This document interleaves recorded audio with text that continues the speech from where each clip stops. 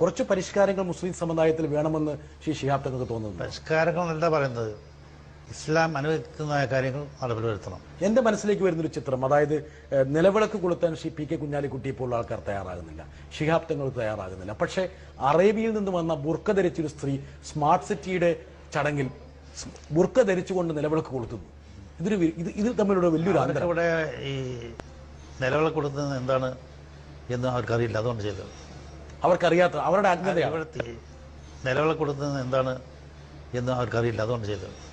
അവർക്കറിയാത്ത അവരുടെ അജ്ഞതയാണ്. ഇവിടുത്തെ ജനങ്ങൾ എങ്ങനെ കാണുന്നു എന്ന് മനസ്സിലാക്കിയിട്ടില്ല. നിലവിളക്ക് കൊടുത്താൽ ഒരു മറ്റു സമുദായത്തിൻ്റെ ആചാരം അത് നമ്മൾ തുടരുക എന്നുള്ളതാണ്.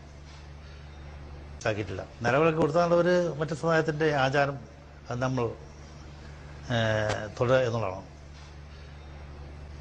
ഏകദൈവ വിശ്വാസം ഉയർത്തിപ്പിടിച്ചുകൊണ്ട് തന്നെ പ്രാദേശികമായ സംസ്കാരങ്ങളെ വരവേൽക്കാമെന്ന് ആണ് ഇസ്ലാം പഠിപ്പിക്കുന്നത് എന്ന് പറയുന്ന ആൾക്കാരുണ്ട്.